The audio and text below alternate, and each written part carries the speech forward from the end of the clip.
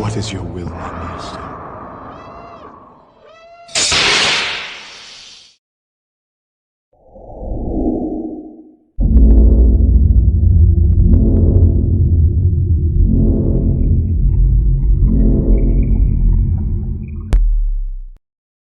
Hey, what's up, Dan? Quick demo for you for your Romans Luke V2. As you know, I got this done today, and then I also finished up your recess blade for this guy. So we'll go over both of these. I'll fire this up so that you can see that it works. This is installed with a Proffie. It's got a 28 millimeter Smoker's Outpost speaker. It's in a removable speaker pod, so we'll test that. Um, the control box does work, right? Or of course it works, but you're asking me if it worked well. Yes, it works well. Your activation is in the front, your auxiliary is in the back, and then I made sure that your blinkies work here too. And then you've got stock V3 MPXLs in here. I made this a static battery, so the battery is located about right here. It's in the chassis. It actually comes to about right here, but it's an 18650. I charged it for a while, but you still will want to charge it. I probably charged this battery. It's a brand new battery. Probably charged it for about 45 minutes. And in all actuality, it should be charged for about 8 hours when I first get them. But I'm in a bit of a time crunch to try to get these done before I move. And I wanted to get this demo done, right? So just know that you'll need to charge that. But how you get to everything is you just want to unscrew the pommel right here. So we'll take this off. You'll notice in the pommel that I put a spacer in here, that little black spacer. That's glued in. It doesn't come out. That's to press up against this 28 millimeter speaker. And when you take that out, you'll see your speaker here, and it will fall right out into your hand. And it's a pretty significant size speaker pod, but it works really well. All right, and we'll test it. But once you take that out, you will see in there. You'll probably see better from the pictures I sent you, but you can see you got access to your micro USB and your SD card, your two pogo pins in the middle for your speaker pod.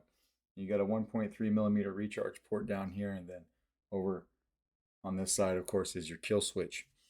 So for your recharge, or your charging cable rather, right, you're going to want to buy one of these adapters from the Custom Saber Shop or wherever they might have them. But I got mine from Custom Saber Shop, and it works really well.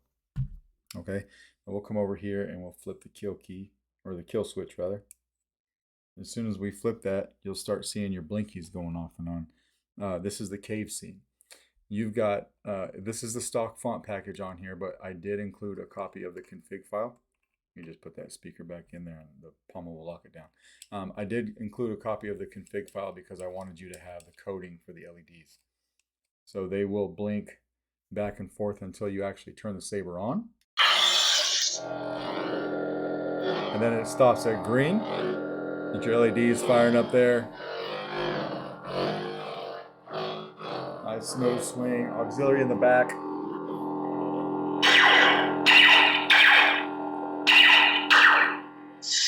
And I gave you twist off. We're going to talk about this control box for a second. There's a lot of stuff crammed in this control box to make it work. 2 tactile switches, 2 different LEDs, but the actual screws that hold this to the body are super big, right? They were huge button head screws if you had looked in there.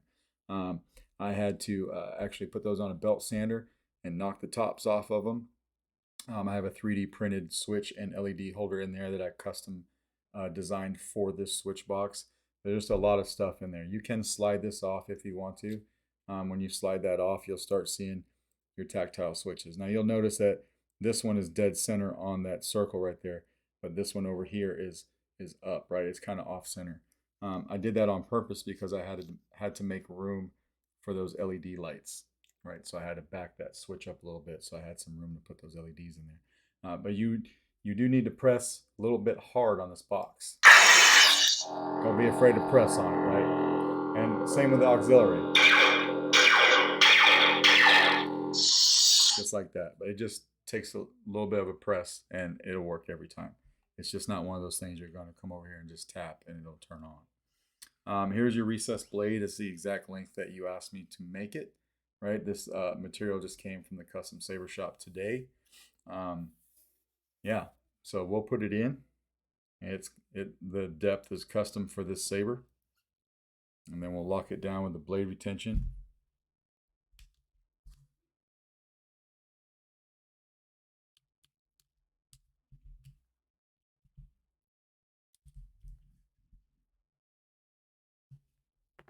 I'll turn the saber on.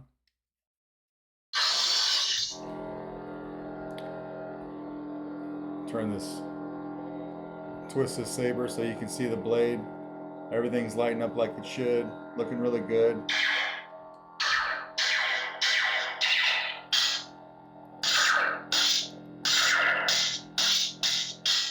Good flash on flash.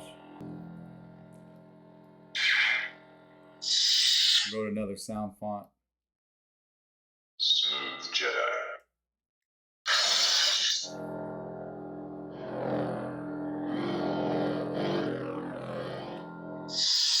Or another one. CNC. That is one that I hate. I don't know why they put that on the stock package.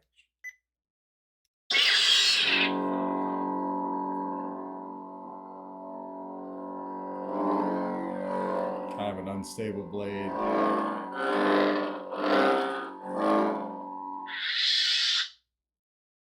And it'll turn off there. We'll take the blade out and then we'll test the speaker pod. Just wanted to show you that the blade works. It's working good. Take that out and put it off to the side, and then we'll beat on this thing a little bit.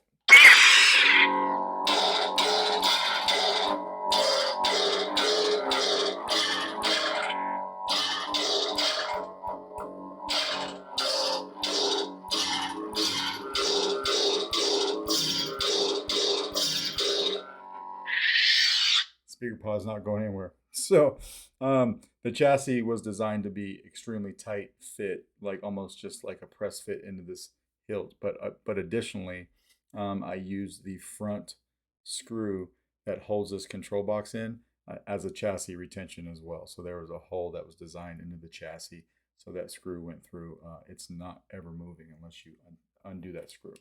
All right, but we'll go over here and we'll take the pommel off, slide our speaker out. And then when I come over here and flip that kill switch, you'll notice the lights go out. Just like that. Yeah, so everything's working like it should. Blade's nice and bright. Let me know if you got any questions. And if not, I will get this guy out in the mail to you tomorrow. All right, thanks.